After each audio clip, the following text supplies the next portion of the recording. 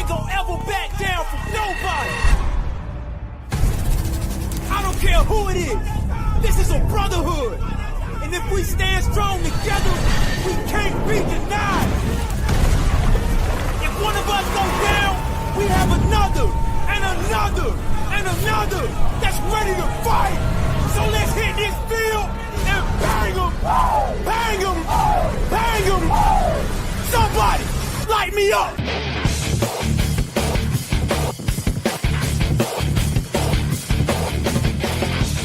It's time to huddle up. It's the Turf District Podcast.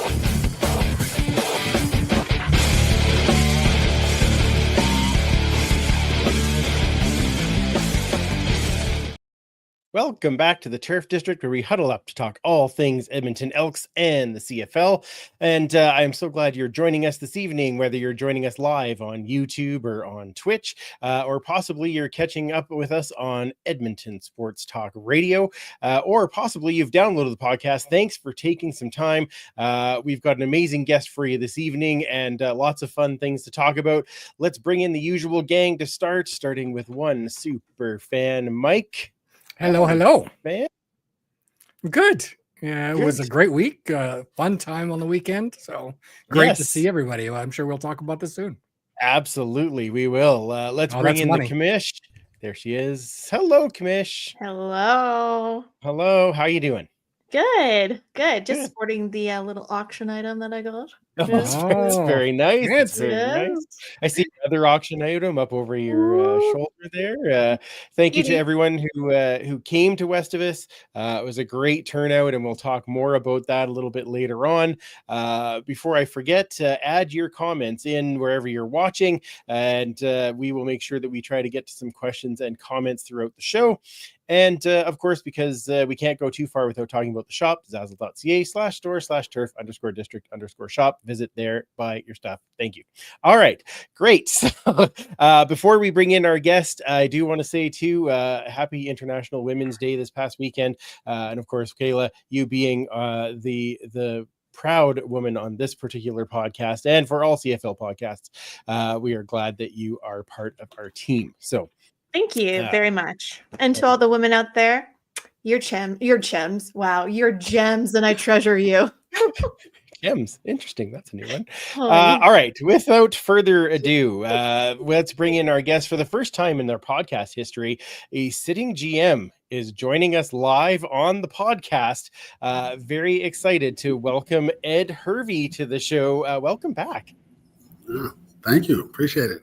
Yeah, absolutely. Now it's been a whirlwind 4 months for you, or almost 4 months, I guess, being the GM back in Edmonton. How's it been being back, though? Well, it's been great. A lot of work, a lot of different things, getting to familiar with some faces that I've known, and then getting to know some new people in the building. The walls are still up. The pillars are still holding the place together, so that's good. But it's been really good. You know, it's for me personally, just to be able to be home and be able to, do what I enjoy doing, and doing it with the people that I enjoy doing it with gives me an opportunity to really just kind of lock in, hunker down and just do what I enjoy, right? It's just, let's dissect what we need to do, give everyone the responsibilities, and let's get to work. So it's been quite fun doing that. That is awesome. Before we get to the team now, let's go back to when you were a player here, as that seems to have laid the groundwork for your vision. So do you remember that first training camp in Edmonton back in 1999? Yeah, I remember it. It was Concordia, Concordia University. To be honest with you, I was debating whether to come up all the way up until the week of training camp, only because everyone knows my first opportunity in the CFL was in Winnipeg. I went there in the middle of the season, and I just thought, if the rest of the CFL is anything like that, I want zero to do with it. And when I found out the training camp was 3 weeks long, Warren Moon had played here. Coach Mike Riley, who was in Winnipeg, was my offensive coordinator at USC, and he spoke very highly of Hugh Campbell. So I kind of researched who Hugh Campbell was and just a little bit more. As I got more comfortable with the idea of coming up, I figured 3 weeks of my life, I look back on it, it's either going to pay off or it'll be something that I talk about. And it's one of those moves that I was very happy to have made, and it changed my life. I'd say it's paid off. Yeah, I would too. Yeah. Yeah, well, given the fact that you won 2 Grey Cups as a player, may have paid off, and future ones, but that's neither here nor there yet. But speaking of Grey Cups, what was your fondest memory with the teams as a player when you won the Grey Cup? We were just talking about a little bit of that earlier today. I think my fondest memory was the first Grey Cup when we won, and Leo Groenwagen, who was one of our players, he was ready to retire. He had been around for a long time, and in 2002 we disappointed him, and we disappointed in Doggone City by not doing what we should have done out here. But I just remember being heartbroken for Leo that year, because that was supposed to be his final year and he was going to be done and, go out a champion. And we fell short. And he came back for one more year.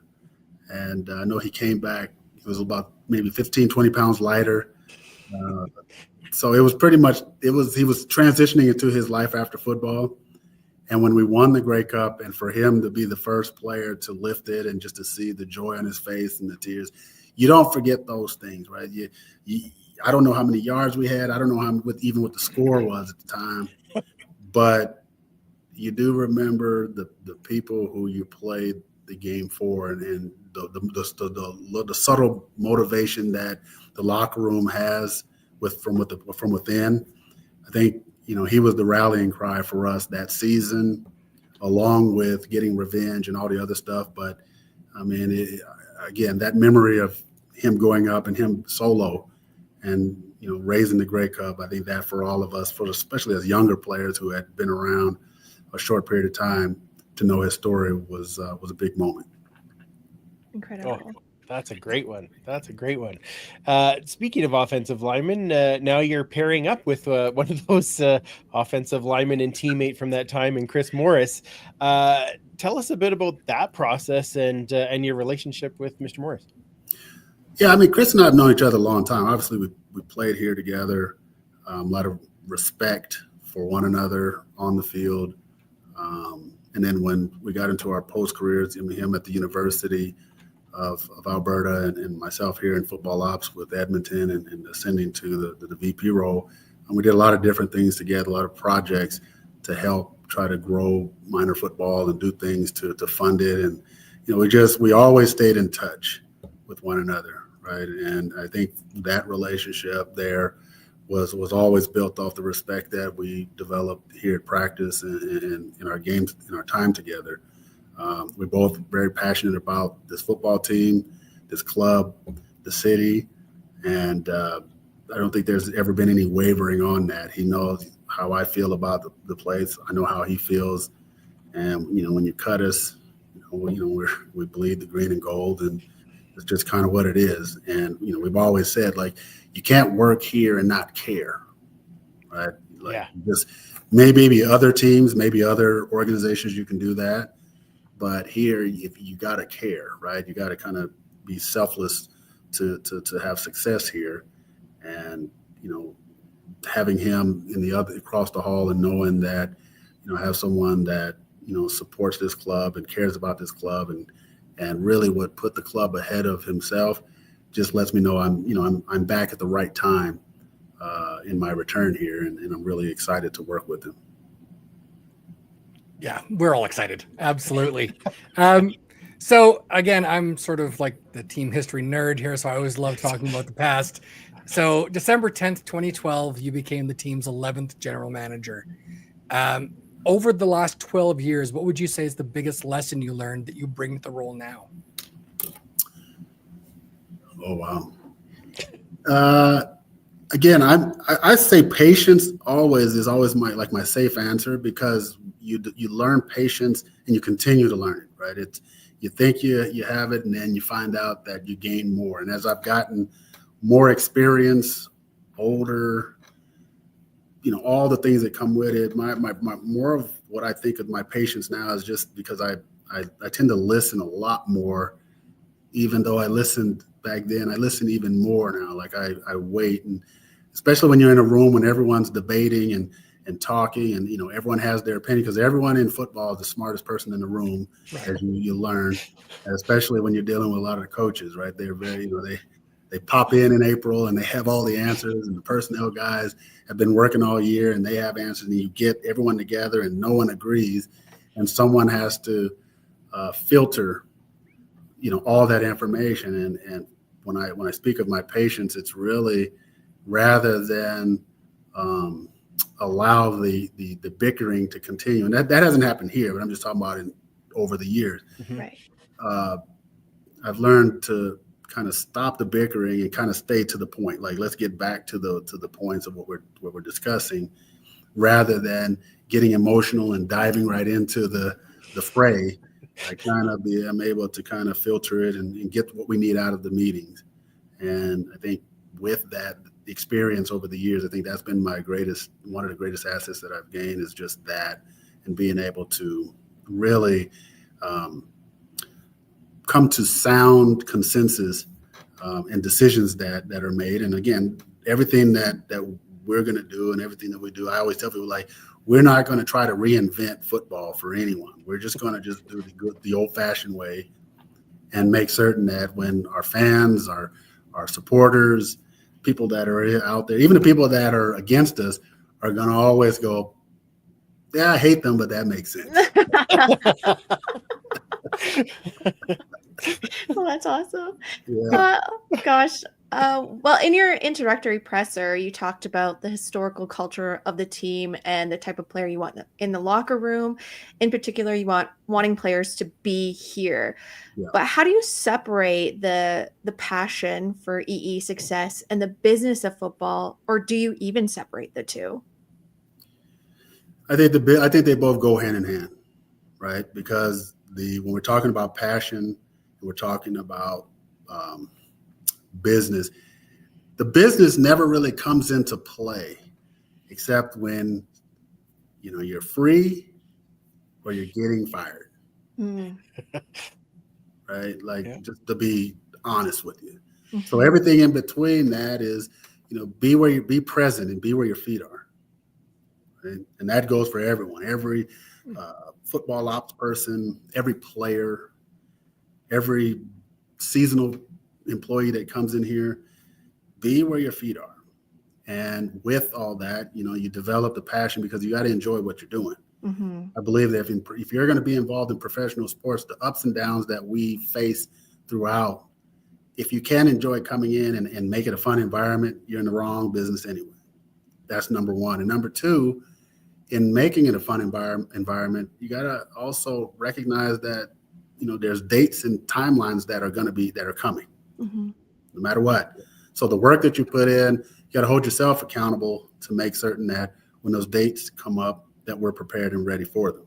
I think that's where the passion comes in, the passion for being excited about coming to work every day and doing it.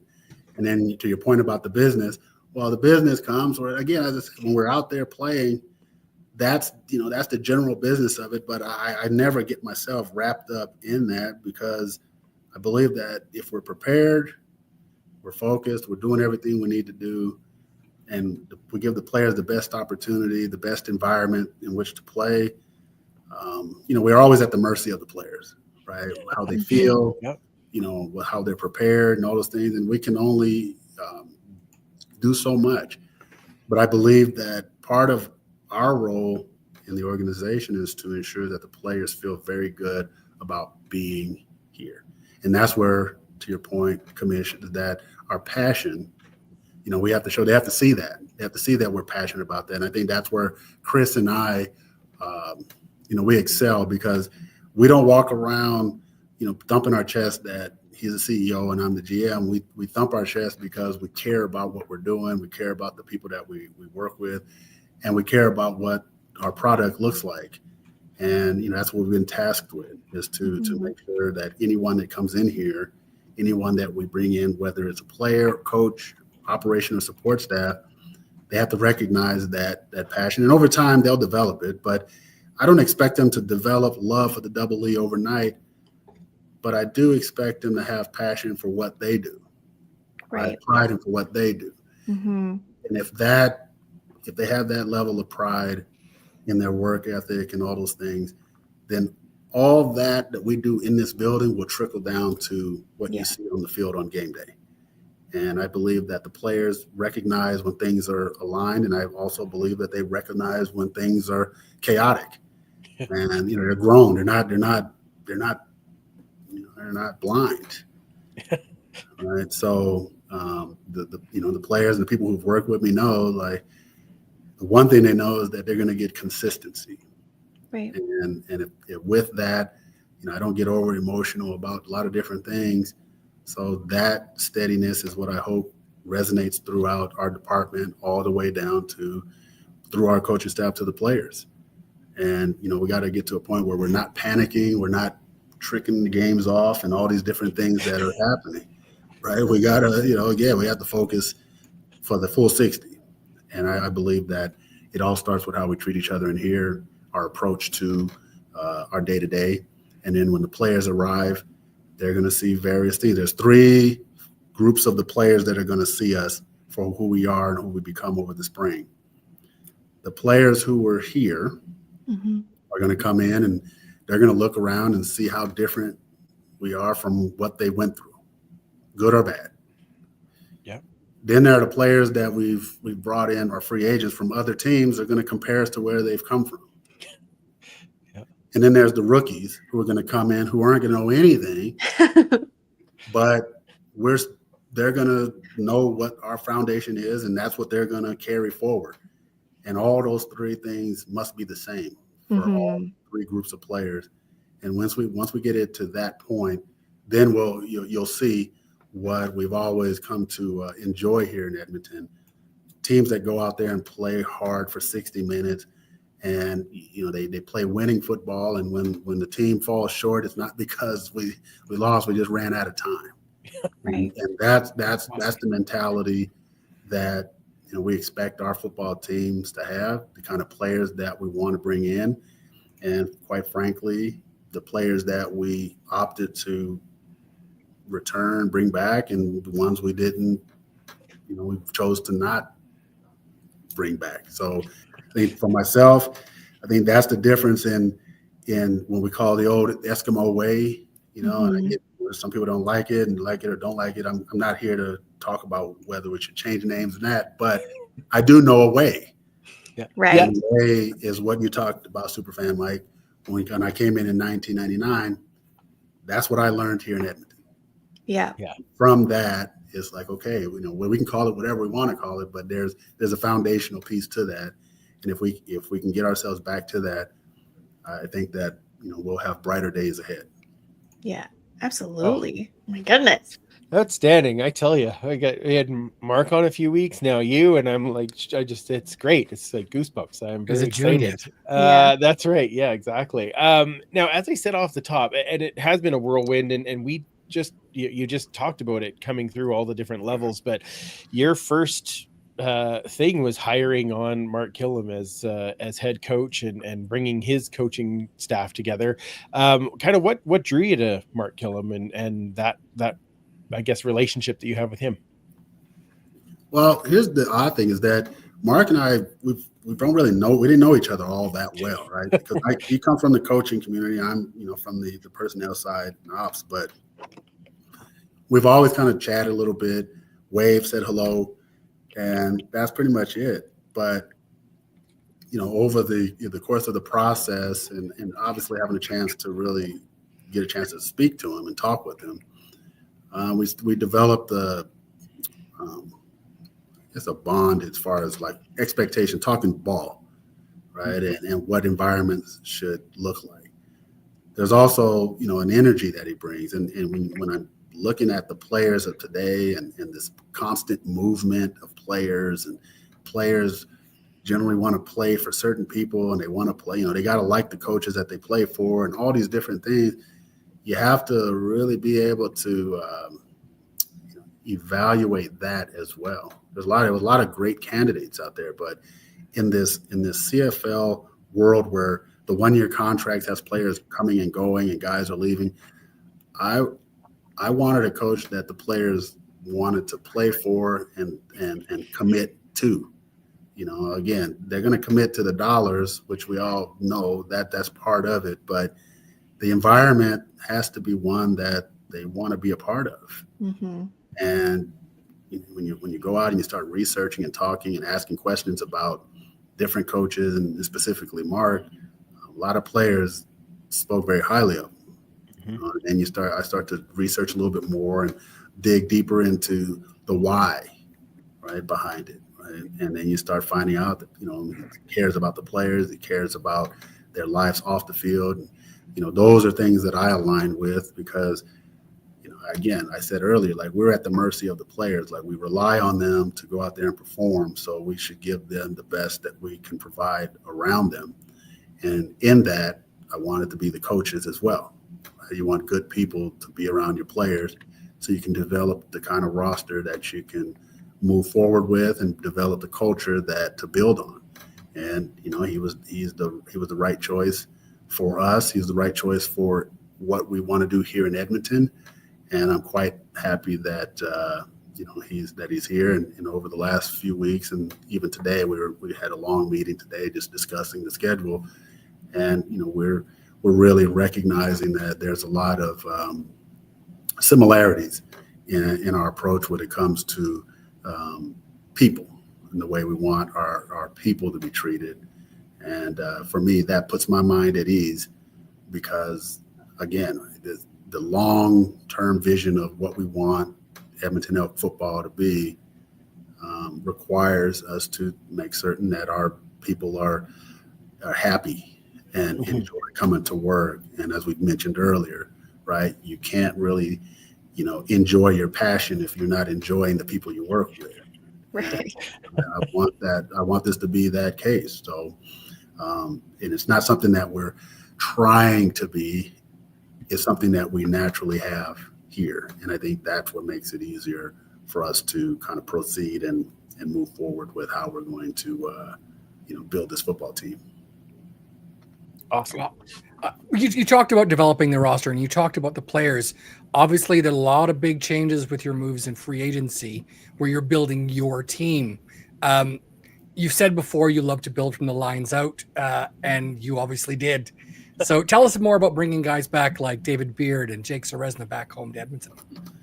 Yeah, those, again, first I'll go with David. The David move, like, we would have we benefited from that in the other place that I was at, getting David. I just know what type of person David is. Like, David's a great player, fantastic human being, wonderful father, all those different things. And again, we're talking about culture shift in the locker room. Well, I think he's one of the last few Eskimos, right? He's one of the last few guys that knows how things have been done and what the expectation is, not only from the organization, but for him, the most important part is the locker room. Like, they have to hold the locker room accountable, and that's kind of where it starts and ends with me, is that the coaches and myself, we're not going in the locker room, creating havoc. Like, they have to be able to manage that area, but you got to have the right people in there that can manage it, and the people who have the cachet to do so. Right. And David's move, we talked earlier, business. Business took effect of that, but this time David had the opportunity to make a decision for himself, whether he wanted to come back or not. And again, I'm very pleased that he returned. You'd have to ask him how difficult of a decision it was to come home and be in his own bed. That part there, you have to ask him. But I felt like we laid that on pretty thick as far as, which one do you want to do? And then with Jake, Jake again is another one. great player, dominant defensive player. I think he's coming into his own. I think he's at the point to where, sky's the limit. Like, he can really impact a lot of games. There's no question what he is on the field, but off the field, getting to know him a lot more and having a chance in the process of recruiting him and talking with him, and the people that have been around him, speak so highly of him. There's no question you want that in the locker room as well, right? Again, the business is what it is and has been for him as well. But again, you had a choice of, when the opportunity comes up, you have an opportunity to choose Edmonton or choose elsewhere. And if you choose Edmonton, it becomes part of the fabric. Like, yes, you returned. Whereas if you choose somewhere else, it was just you're just a guy who played here. So that decision, I thought, was big for him. And again, we're talking about, a guy that's going to help the locker room, the culture of the organization moving forward. We really emphasized that being part of our recruitment process. Who do we want in our locker room? Who do we need in our locker room? Mm-hmm. And we're talking about who we wanted and who we need. These two gentlemen are definitely two people that we were excited about and was hoping that we could get, and feel very fortunate to have them. That's incredible. I think we're all very thankful that you also did that. So Yeah, exactly. And not that I'm biased, but you made some incredible moves with some current players at home, taking one of the biggest, personally for me, the biggest free agent off the board in Trey Ford, signing him to a 3-year deal. Can you give us some insight into how those discussions went? Because there was a lot of thought that he wouldn't be sticking around. Yeah, from my knowledge, I heard him say it publicly. Like, someone told me he said it publicly that he wasn't coming back, and all those different things. And to be quite honest with you, that process was really about trying to build a relationship with him, right? Trying to, in a short amount of time, Right. to try to, build credibility, right? And I'm pretty much like, it's pretty black and white with me. And I said, hey, go ask around if you're really not sure. But what I'm pitching is an opportunity to be a franchise quarterback for a franchise that whoever lines up behind center and this thing turns, things are going to go really well. Mm. But again, to your point, right, and what we discussed earlier, culture change, right? A shift in philosophy, a shift in the way of thinking, a shift in how I want the players to feel coming into the building. Right. I think that's important. For whatever reason, Mr. Ford, Trey didn't want to come back, and we were able to shift that. I think a lot of that has to do with the fact that, again, right, what we're looking to build here involves him. It requires him. Right. We want him to be a part of that. And I said to him, like, listen, I've heard all the stories. He and I have talked, and I'm not going to go into details of what he and I have discussed. But I gave him the full assurance that he'll never get any of that stuff from me. So, I said, he could throw 10 touchdowns. You're not going to see much out of me. And throw 10 interceptions, you're not going to see much out of me. It'll all be discussed internally. But I said, I told him I'm rooting for him. Mm-hmm. I sincerely am rooting for him and want to give him every opportunity to be successful. And I said, if you give me time. But I also say, hey, you got to call these people. Call the Bo Levi's. Call the Mike. Call these people if you're not sure who I am. I said, because all I'm giving you is lip service. It just sounds good, right? So find out from the people that I've worked with whether or not I'm blowing smoke, or whether you feel like there's a slight chance that you can trust where I'm going with this. I said, but I can say this, that given an opportunity and give us a chance to really show you what we're about and what we can do with free agency, we're going to surround whoever's at quarterback with a strong foundation of players that can give us a chance. And I just said, but we would need your commitment, and your commitment would help us go a long way because, again, right, like it's very rare that you get an opportunity to get the keys to an organization as a young quarterback and be able to be in a position where not only by having the keys, you can go out and really know confidently that you have an organization from the top down supporting you. Mm-hmm. And I think those conversations made the most sense to him. And you'd have to ask him from his end, but I believe that we said enough and we're able to convince him enough that this was the place for him, and to know, most importantly, that he's going to get the support from my desk. And, just when he does make the commitment, give us a chance to show him what kind of team we could put together. And again, it's all paper right now, but then it becomes the work Right. of himself, the players that come here, everyone, coaches, everyone has to put in the work, because realistically, we did not do this to win free agency. We did this so we can give ourselves a chance to win and compete for the Grey Cup. Exactly.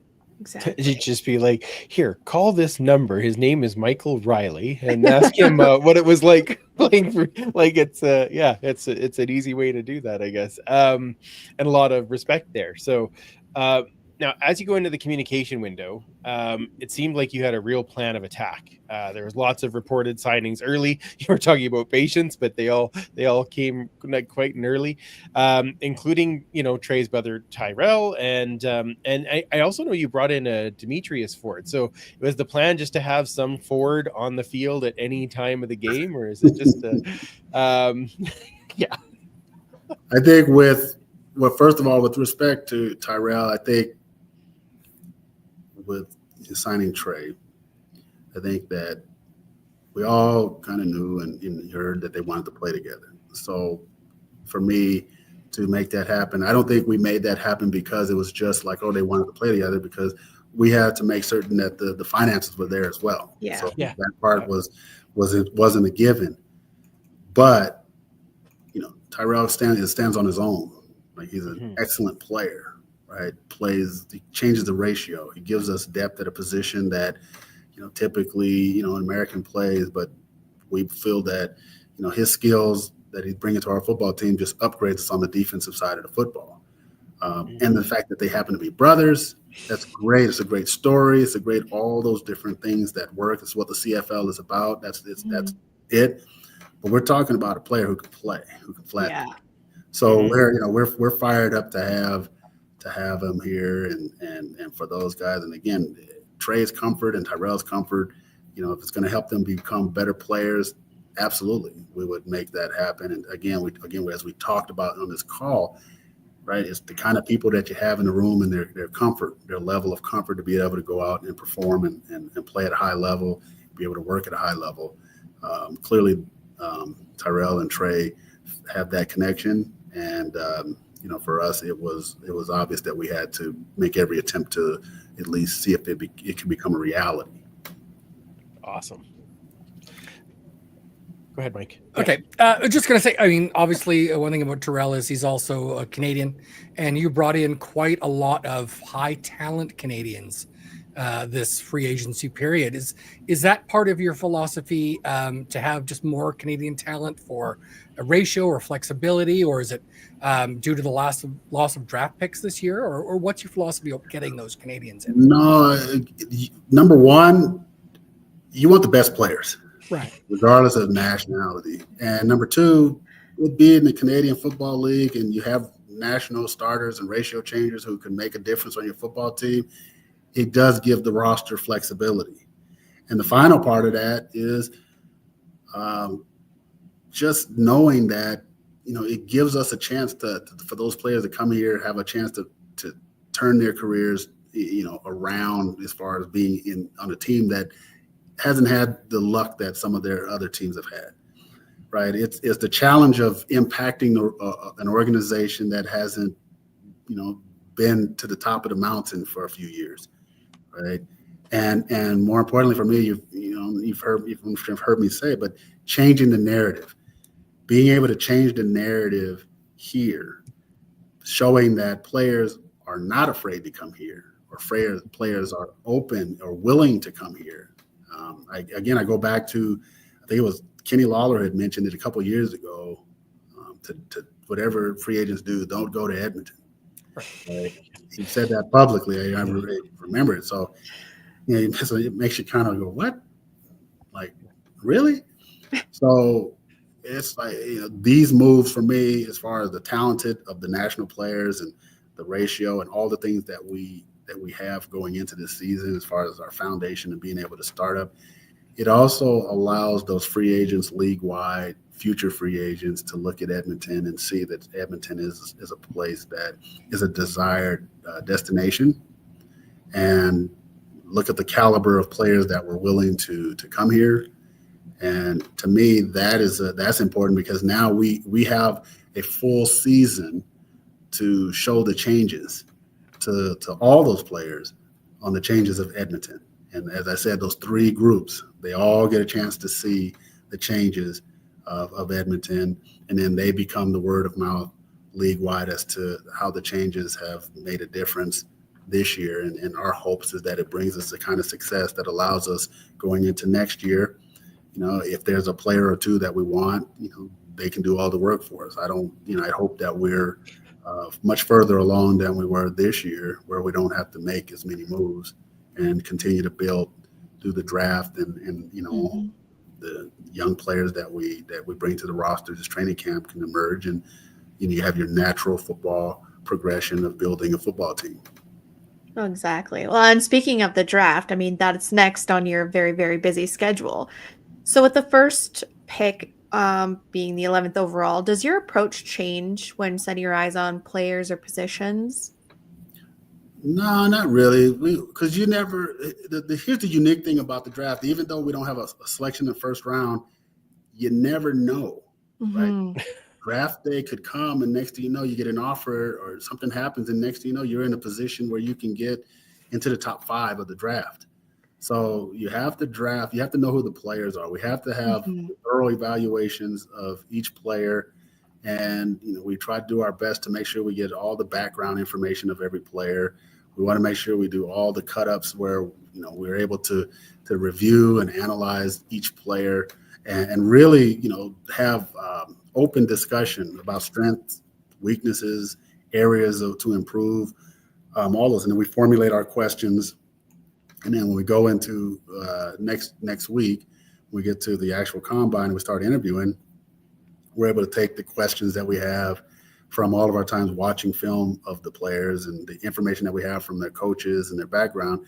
And really the interview process allows us an opportunity to get to know the players as best we can.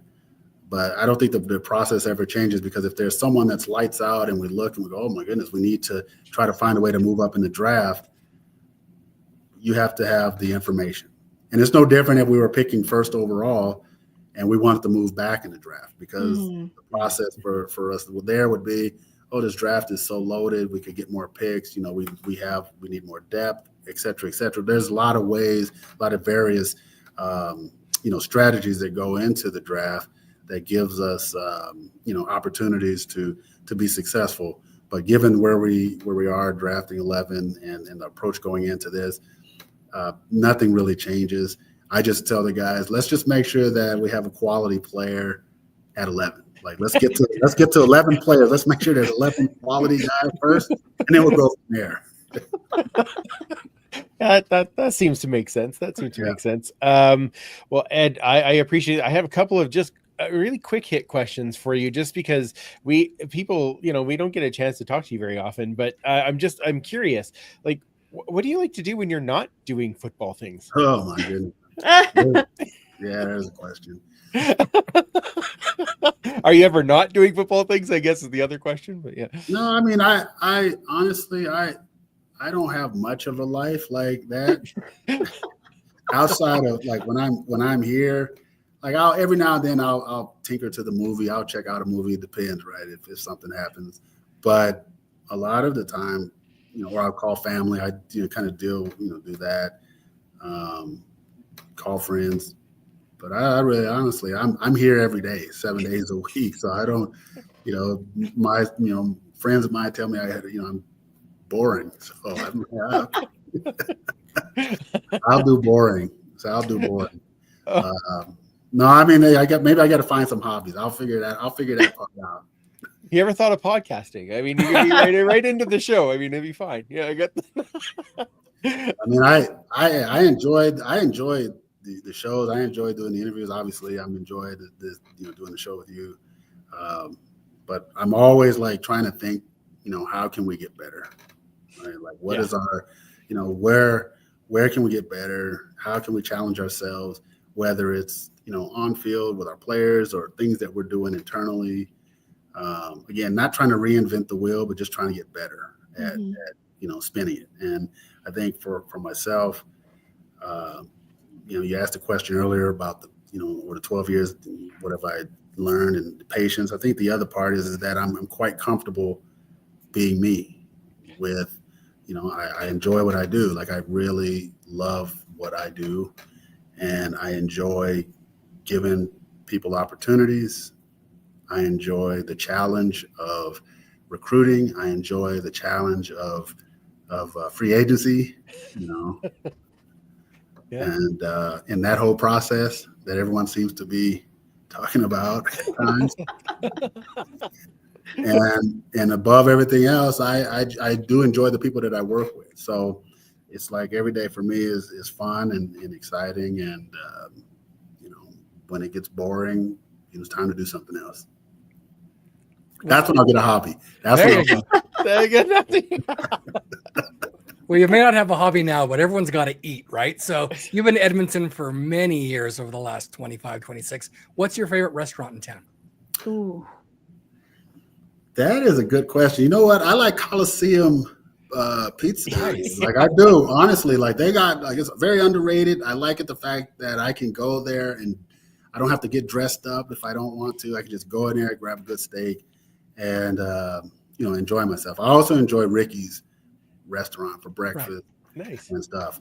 I don't have the other places are pretty good as well, the Joey's and the regular Earls and stuff, but I don't like it. Sometimes it's so crowded. Like, any place that tells me or tells any of us, oh, it's a 40-minute wait, I'm hungry now. Yeah. I didn't leave the house to wait 40 minutes to eat. Fair enough. Like, think about that, right? It's like, oh, do you have a reservation? No, I'm just trying to get something. I'm just hungry. It's an hour wait. It's an hour. Well, I guess I'm going to Coliseum. That's perfect. Yeah, look at the time. Yeah. And that place is exactly how it sounds. Like Coliseum Steakhouse and Pizza. What you're formulating in your mind is exactly what that place is. It's great. I agree. Awesome. No, they do a great job over there, and I also enjoy going to the local spots. Right? Like, the family-owned businesses. That's always been kind of like my thing. I also enjoy Sorrentino's. I took the coaches to Sorrentino's in Little Italy. That's always been a favorite of ours as well. They take good care of us. And I can name many more, but, just any place that, I can feel at home and just kind of sit back, relax, even though I'm still thinking about work or what's going on. At least, I have to, in that, 30 minutes time or 45 minutes, still be able to eat and enjoy, that time that I do have. But we have a lot of great restaurants in the city that I haven't named, and next time I'm on your show, we'll just go through the list and talk about it. Yeah, I love it. Across the city. Ed's restaurant tips. I like it. That's right. Yeah. So if you could travel anywhere, then where would you go? If I could travel, I mean, I guess I would like to go back to Hawaii. Nice. Okay. My first Hawaii trip was funny because it was after 2002 Grey Cup, and I didn't plan to go to Hawaii until after the game. So we lost the game and all the stuff that was going on, and I just remember walking in and picking up a pamphlet and saying, "I'm going to Hawaii." I'm going to Hawaii, and I scheduled the trip. I think it was within 7 to 10 days after we lost, and went and just really it was one of those places I was on my bucket list. I was hoping to go during better times, but it really took my mind off of that loss, helped me focus and refocus back on the task coming into the new year. And obviously we came in the next year and won, but it was really, the trip itself was really rewarding for me, because it was the first time that I'd ever been so far away from home, that I couldn't drive back. Right. And but yeah, I mean, that's where I would go. I would like to go back to Hawaii. Nice. Awesome. Okay, so now, what music do you like, and do you have a bucket list concert? What kind of music? Well, I have about 40,000 plus songs. So I am a music. Yeah, I'm a music. I have tons of music. The Beatles are my favorite group. Bob Dylan, I really enjoy. He's my probably my all-time favorite. Like, I was just actually playing him before, before I got the show here. I love my hip hop. I love all the that stuff. But when it comes down to when I need to work, I'll slap on the EDM, right? So the dance music gets me going, and then earlier in the day I'm playing this, the soft rock stuff and just kind of going through. But if you ask me to put something on that, I'm gonna just kind of listen to and I can work through steady, it's gonna probably be between the Beatles and Bob Dylan for sure. Fantastic. Amazing. Yeah. Love it. Some will say boring, but not me. Not me. The whole record collection right behind me. I was going to say the Beatles sold a lot of records. So did Dylan. I think it's not that boring. Yeah. So you look behind the three of us and you can see there's a lot of different football memorabilia behind us. You played many years in the CFL and of course in the NFL and in college before that. Did you have any memorabilia saved from your playing time? Oh yeah. I have the Grey Cup helmet. I have jerseys. I have my USC stuff. Nice. I have stuff. It sits in a bin, right? Here's the unique thing about it. When I'm home, when I'm in the US or Vegas, when I'm seeing my family and stuff, and people, they don't know that I would have played. Like I won't talk about my career. I just don't. Even my little cousins that are grown, they didn't know who I was. My cousin tells them, and then they'll Google. Right. they like, next thing you know, they're kind of standing next to me on the edge of the sofa, and they're just kind of staring at me, because the first time they saw me, it was just like, yeah, that's Daddy's cousin. That's our cousin. The next time they see me, it's like, oh, you played. But I have the helmets and all that stuff. I got pictures. I got a picture of Tucker, Mitchell, myself, like individual pictures. I got the helmet from the 03 Grey Cup, all signed by all of our team. The most important things for me is those rings. Yeah. Those rings you just don't realize how important they are when you're playing and you're pushing for it. And then when it's all said and done, you're able to say, money's spent, can't play anymore, but there's one thing that you have that's a constant reminder that it was all, the objective was complete, and that's the ring, right? And to have multiple rings is, you feel blessed by that, right? Mm-hmm. I could have been satisfied with one post-career. Wasn't satisfied with one during the career.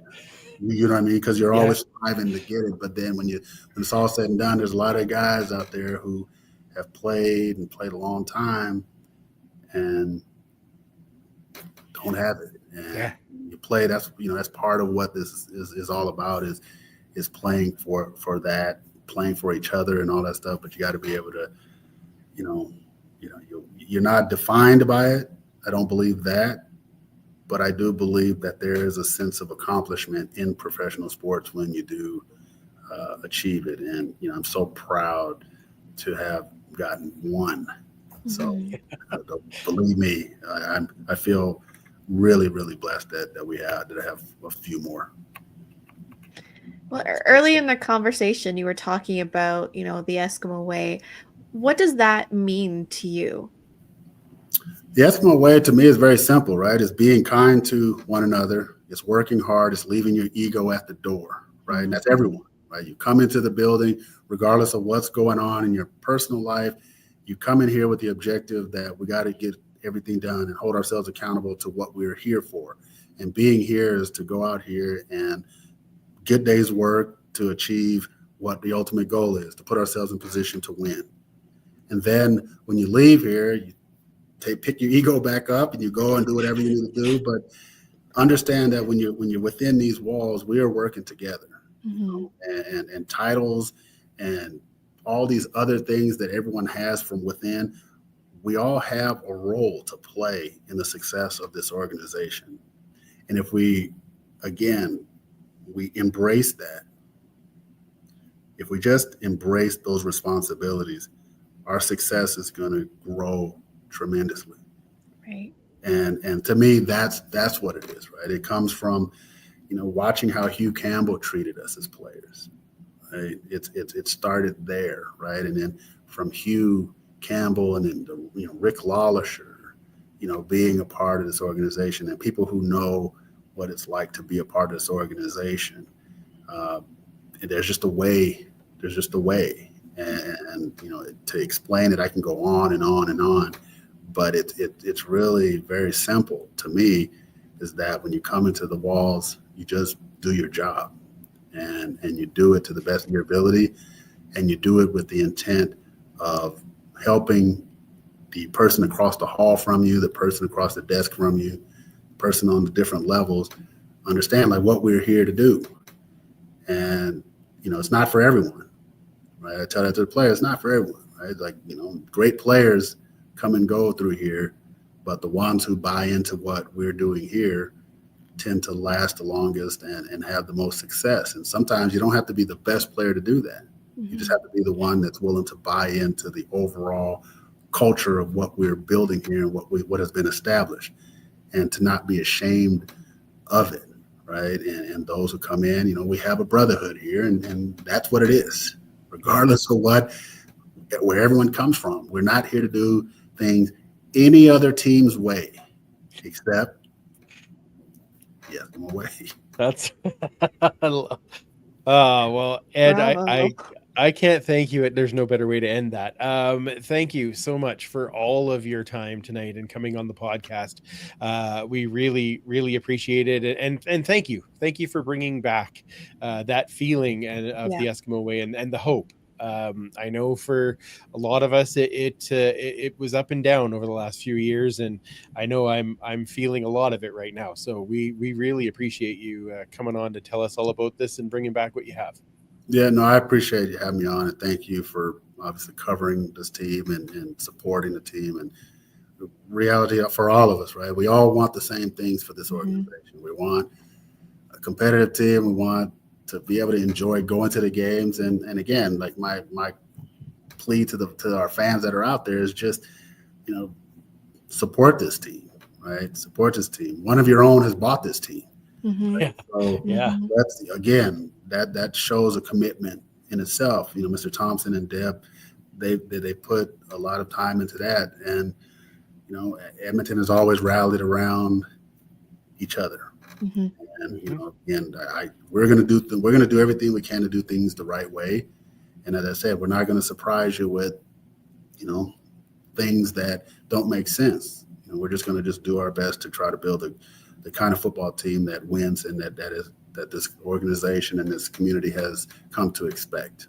So thanks for having me on, and I really do appreciate it. Absolutely. We hope to have you on again at some point during the season. And of course, we'll see you in a few weeks at training camp when we will all be there ready to see all these pieces that you put together. Absolutely. I appreciate it. Looking forward to it. All right. Thanks, Ed. Thanks, Mr. Hervey. Okay. 2 months today. 2 months today. I am camp. Just like Elated. Yeah, exactly. Like I couldn't think of a better way for that interview to have gone. And I know there's people that were probably putting questions in, but Yeah. I didn't really. Ed was We took giving an us hour so of much his time, and yeah. Yeah. absolutely. I know he's a busy dude, so I just wanted to make sure that we got those answers from him and carried on. But man, that was fantastic. Bloody heck. I know. How about we take a break with a little Horde and Tell? What do you Yeah, think, Mike? Yeah, sure. Let's do. It's time for Horde and Tell. It's time. Oops. Maybe I should take the loop off. That Yeah, was a maybe. good idea. Yeah. You Well, know. hey, we really want to know that it was Horde and That's Tell right. time. That was, I mean, that's not, we got to make sure we get it right. All right. Super fan, what do you got for us this evening? All right, this is just a short one today because I knew we were going to have a longer pod. So, actually, I had nothing prepared, and then this came in the mail today. So, what are the chances? yeah, absolutely. What are the odds? There's always something. The mailman must love me. That's true. That's sort of a big tip of the hat to my good friend Gary. He's the one that showed me that this was available, and it arrived today. So, thanks, Gary, and I hope everyone kind of enjoys. This is going to be a little more, shall we say, obscure. So everybody knows that the team came back into the league in 1949 after a 10-year hiatus from playing football in Edmonton. And the rules were somewhat different. We talked with Ed about how many great starting Canadians we had. Well, in 1949, you were allowed 5 Americans on your team. Everyone else had to be Canadians. And one of the first guys, and probably at the time the most well-known, was a guy named Pat West. And this is an original photo of him from 1949. Wow. That is from the Canadian Press. That is him practicing and trying out with the team in August of 1949. Pat had played with originally the Cleveland Rams, and then they moved to LA and became the LA Rams. And then went to the Green Bay Packers in 48 and then came here in 49. He was a fullback and quite an incredibly popular guy and probably the most popular of the time. This is from the Canadian Press. And one thing I love about these is they would have a little write-up on the back. And so you can see there August 23rd, 1949. Hard driving Pat West, one of the brightest names in the U.S. pro football. He had a chance to go to the New York Giants after his year with the Packers.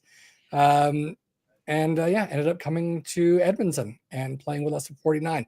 All 5 of the 49 players 49 imports didn't come back that year. But absolutely fantastic photo. You don't get a chance to get original photos from that year, but especially not from the very first season. So as soon as Gary showed me that, I jumped on it and had to have it. So It's like an Avenger pose. Isn't it great? It's got that Heisman Trophy look, right? I wish. Could you imagine if they did that now? Like, I think they should do that now, where they have. They kind of did. I've got a picture of in 2009 when we had the 60s retro jerseys. Oh yeah. Okay. The team took a bunch of photos, and Kamau Peterson is in that kind of pose. Oh, is that right? Oh, okay. Yeah, That's that Heisman Trophy kind of thing, and I love the shots from the 40s. One thing I liked especially is that photographers, and it's kind of hard to tell from this one, they would get down low. Right. And so they would be almost looking up at the player. And especially when I was a little kid and you see these photos, that was my vantage point because I was a little guy, right? So you're looking up at these guys and it makes them larger than life, like the heroes that they are. And they don't really do that anymore. It seems to be more people are up high, taking down low type of thing. So who knows? Maybe that kind of thing can come back.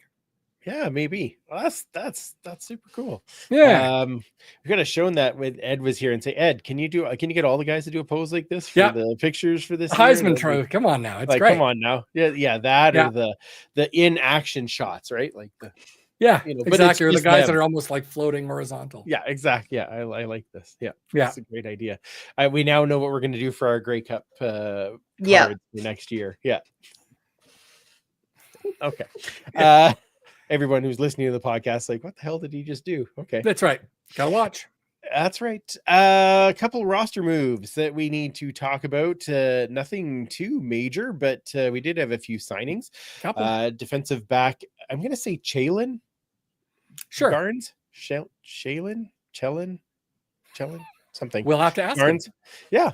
I think that one's defensive hard. lineman Josh Landry. I know. And then defensive lineman David Ogwebegu. No. David, Oh, I think. Ogwe. I thought I had it, but Ogweabu, yeah. Oh. Ogwebu. It's hard to say. Anyway. I mean, Well, Literally. we will again have to ask in camp yeah, thanks. and make sure we're saying it right. Yeah, exactly. That's why we have them. Yeah, Yeah. they can come over and chat with us. Mike, was there any questions in the chat for us to deal with? Just because I want to get some of those in, and then we'll talk about Westivus a little bit, and then we'll wrap it up for this evening. But Yeah, that's a good question. Most of it was for Ed, and again, sorry we couldn't get to those. Just because again, we've taken up an hour of Ed's time, which is certainly more than we expected to be able to. So extremely grateful that he was able to share that much of his time with us, because we know how important it is what he's doing for the team. One thing that that Cliffy did ask for Ed that we didn't get around to asking, is there any ink left in his pen after signing all those free agents? No. I'm I'm sure he would say yes. Yeah. Yeah, sure. They Oh, could. yeah. Hey, there's more signings to come. Absolutely. That's right. There's Yep. Kobe wants to know, question for Mike. How long does it take for you to stop smiling in the Washington football room? Who says I have to stop smiling? Yeah, I think, all three of us have amassed some great collections that this is our happy place, right? absolutely. You get to be in a room that's surrounded by green and gold. And you even see a little fleur-de-lis behind Kayla there. Yeah, there it is. Yeah. It's that French-Canadian roots of hers. Yeah. Must be Yeah, that.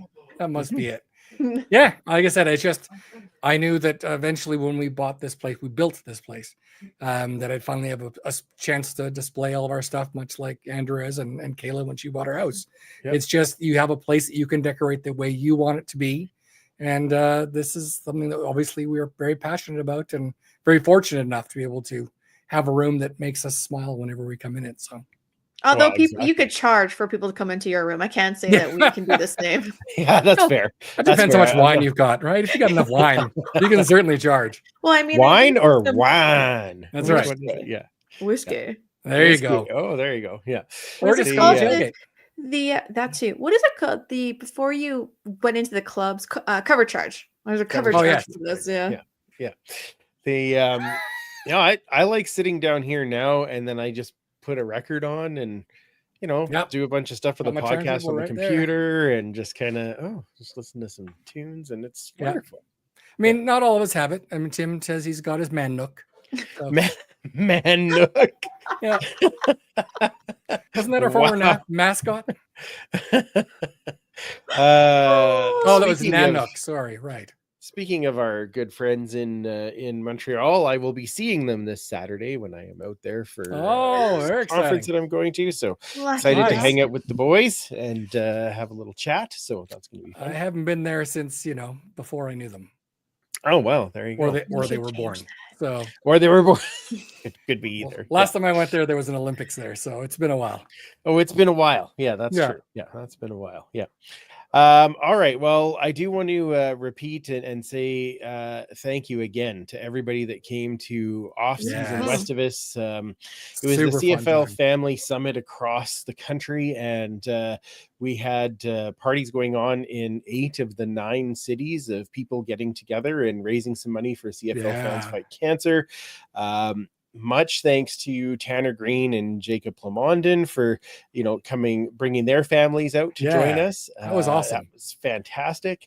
Brian Cheeseman and Lisa Swallow came out, and they also brought some amazing swag, much like what Kayla is wearing right now. Yeah, she was fighting she sniped that one at the I end. totally did. Yeah. Yep. Yeah. You don't come between me and a crew neck, okay? That's fair. That's fair. And I do want to say thank you to Edmonton Sports Talk Radio, because their little package of stuff was outstanding. Yeah. The bids were fast and furious on that one. Absolutely. Everybody was going after that one. I lost out on I couldn't snipe. I'm running it. I couldn't snipe it. And that was a good little package. Elks Herd, of course, for bringing some stuff out. And It's here. It's here. Yeah. And super fan, your stuff that you were able to donate was outstanding. So we raised almost $700 in Edmonton. That's amazing. And the total across the country was just over $9,000. Yeah. That is incredible. Great start for CFL Fans Fight Cancer. I already have some great ideas for next year, but I thought the swear jar was fun. Lisa awesome. wins the prize for International Women's Day, so she automatically put 30 in by saying the Toronto quarterback's name. So it's quite fitting. That's what she said. I thought she said CJ. Oh, no. Okay. She said she had the $30 fine. And just a really good, it's always great to see the football family, but everybody was around and it was a blast.